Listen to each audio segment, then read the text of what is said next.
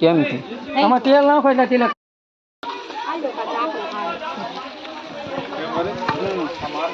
ભાજી તૈયાર થઈ રહી છે, કલર આવવા માંડ્યો છે. આમાં તો નાખો છે કહું આ બધું નાખી લે બસ હો ટાઈમ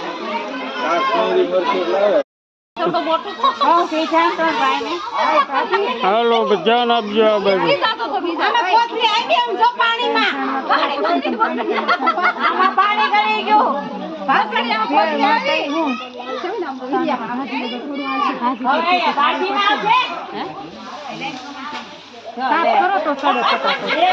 બાફેલું વધારે બાફેલા બધા લાખ વિડીયો નો થતા હતા મેં વિડીયો ચાલુ છે તારો પેલો ઉતરી ગયો